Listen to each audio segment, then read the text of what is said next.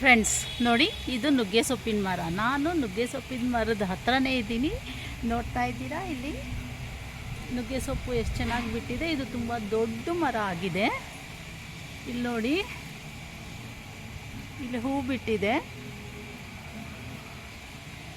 ಇಲ್ಲೆಲ್ಲ ಇನ್ನೂ ಚಿಗುರ್ತಾ ಇದೆ.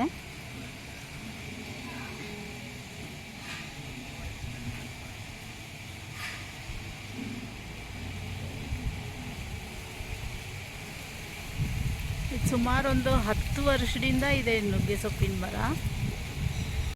ಫ್ರೆಂಡ್ಸ್, ಈಗ ನಾನು ತೋರಿಸ್ತಾ ಇರೋದು ನುಗ್ಗೆ ಸೊಪ್ಪಿನ ಹೂವು. ಇದರಿಂದನೂ ಪಲ್ಯ ಮಾಡ್ತಾರೆ. ನೆಕ್ಸ್ಟ್ ವಿಡಿಯೋಲಿ ನಾನು ಈ ಹೂವಿಂದ ಹೇಗೆ ಪಲ್ಯ ಮಾಡೋದು ಅಂತ ತೋರಿಸ್ತೀನಿ. ಈ ವಿಡಿಯೋಲಿ ನಾನು ನುಗ್ಗೆ ಸೊಪ್ಪಿಂದ ಹೇಗೆ ಪಲ್ಯ ಮಾಡೋದು ಅಂತ ತೋರಿಸ್ತಾ ಇದ್ದೀನಿ.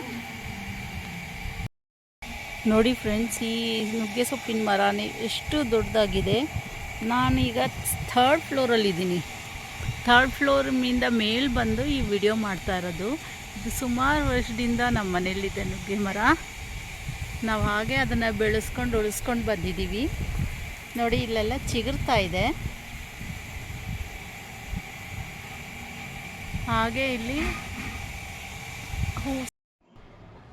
ಹಾಯ್ ಫ್ರೆಂಡ್ಸ್, ಬನ್ನಿ ಇವತ್ತು ನುಗ್ಗೆ ಸೊಪ್ಪಿಂದ ನಾವು ಒಂದು ಪಲ್ಯವನ್ನು ಮಾಡ್ಕೊಂಡು ತಿನ್ನೋಣ. ಇದರಲ್ಲಿ vitamin A, vitamin C, calcium ಮತ್ತು ಕಬ್ಬಿಣದಂತಹ ಪೋಷಕಾಂಶಗಳು ಇದರಲ್ಲಿದೆ.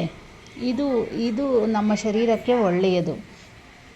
ಇದನ್ನು ತಿನ್ನೋದ್ರಿಂದ ರೋಗ ನಿರೋಧಕ ಶಕ್ತಿ ಹೆಚ್ಚಾಗುತ್ತದೆ ಮತ್ತು ಜೀರ್ಣಕ್ರಿಯೆ ಸುಧಾರಿಸುತ್ತದೆ ಮತ್ತು ನಮ್ಮ ಎಲುಬುಗಳನ್ನು ಸಮರ್ಪಕವಾಗಿ ಕಾಪಾಡುತ್ತದೆ.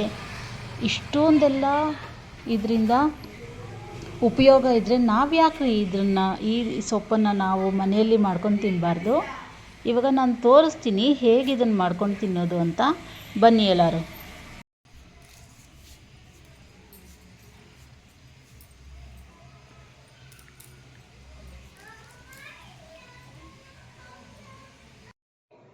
ಈ ನುಗ್ಗೆ ಸೊಪ್ಪು ಎಲೆಗಳನ್ನೆಲ್ಲ ನೀವೆಲ್ಲ ಈ ಥರ ಬಿಡಿಸ್ಬೇಕು.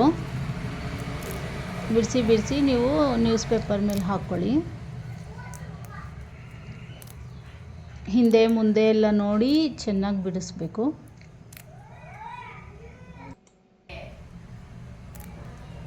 ಸ್ಟವ್ ಮೇಲೆ ಒಂದು ಬಾಣಲಿ ಇಟ್ಕೊಂಡು ಅದಕ್ಕೆ 2 ಸ್ಪೂನ್ ಆಯಿಲ್ ಹಾಕಿ, ಎಣ್ಣೆ ಹಾಕಿ, ಮತ್ತು ಅರ್ಧ ಸ್ಪೂನ್ ಸಾಸಿವೆ ಹಾಕಿ, ಆಮೇಲೆ ಇದಕ್ಕೆ ಒಣ ಮೆಣಸಿನಕಾಯಿ ಹಾಕಬೇಕು.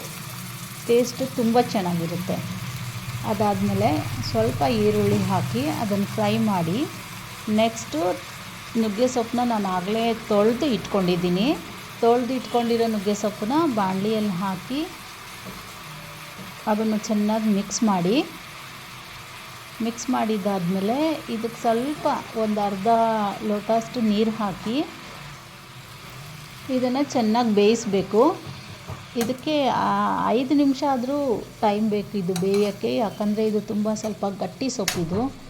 ಒಂದು 5-6 ನಿಮಿಷ ಚೆನ್ನಾಗಿ ಬೇಯಿಸಿ, ಇದನ್ನು ಮುಚ್ಚಿಬಿಟ್ಟು ಬೇಯಿಸಿ, ಬೇಗ ಬೇಯುತ್ತೆ.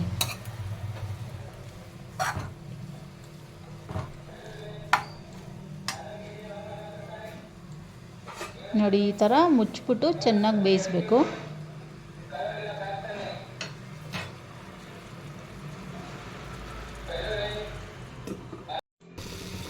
ಇಲ್ಲಿ ನುಗ್ಗೆ ಸೊಪ್ಪೆಲ್ಲ ಚೆನ್ನಾಗಿ ಬೆಂದಿದೆ. ನೆಕ್ಸ್ಟ್ ನಾನು ಇದಕ್ಕೆ ಎಗ್ ಆ್ಯಡ್ ಮಾಡ್ತಾಯಿದ್ದೀನಿ, ಅಂದರೆ ಮೊಟ್ಟೆ. ಇದಕ್ಕೆ 4-5 ಮೊಟ್ಟೆ ಆ್ಯಡ್ ಮಾಡ್ತಾಯಿದ್ದೀನಿ. ಯಾಕಂದರೆ ನುಗ್ಗೆ ಸೊಪ್ಪು ತುಂಬ ಕಹಿ ಇರುತ್ತೆ. ಆದ್ದರಿಂದ ನಾನು ಇದಕ್ಕೆ ಎಗ್ ಆ್ಯಡ್ ಮಾಡ್ತಾಯಿದ್ದೀನಿ. ಯಾರ್ಯಾರು ಎಗ್ ತಿನ್ನಲ್ವೋ ನೀವು ಎಗ್ ಸ್ಕಿಪ್ ಮಾಡ್ಕೊಳ್ಳಿ, ಎಗ್ ಹಾಕಬೇಡಿ.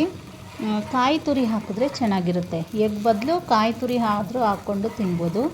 ನೋಡಿ, ಈ ಥರ ನಾನು ಎಗ್ಗೆಲ್ಲ ಮಿಕ್ಸ್ ಮಾಡಿ, ಸಣ್ಣ ಉರಿಯಲ್ಲಿ ಎಗ್ಗೆಲ್ಲ ಹಾಕಿ ಮಿಕ್ಸ್ ಮಾಡಿ, ಇದಕ್ಕೆ ಸ್ವಲ್ಪ ಉಪ್ಪು ಹಾಕಬೇಕು. ಉಪ್ಪು ಹಾಕಿ ನೋಡಿ, ಈ ಥರ ತಿರುಗಿಸ್ತಾನೇ ಇರಬೇಕು, ಇಲ್ಲಾಂದರೆ ಎಗ್ಗೆಲ್ಲ ಸೀದೋಗುತ್ತೆ. ನೋಡಿ, ಎಲ್ಲ ಚೆನ್ನಾಗಿ ಮಿಕ್ಸ್ ಆಗಿದೆ. ಸಣ್ಣ ಉರಿಯಲ್ಲೇ ಇದನ್ನು ನೀವು ತಿರುಗಿಸ್ತಾನೇ ಇರಬೇಕು. ಇದಕ್ಕೆ ಬೇಕಾದರೆ ಕೊತ್ತಂಬರಿ ಸೊಪ್ಪು ಹಾಕ್ಕೊಳ್ಳಿ. ನೋಡಿ, ಇವಾಗ ನಾವು ಮಾಡಿದಂತಹ ಪಲ್ಯ ರೆಡಿ ಆಯಿತು. ನೋಡಿ, ಈ ಥರ ಬರುತ್ತೆ. ಇದು ಗ್ರೀನ್ ಆ್ಯಂಡ್ ಸ್ವಲ್ಪ ಹಾಫ್ ವೈಟ್ ಕಲರ್.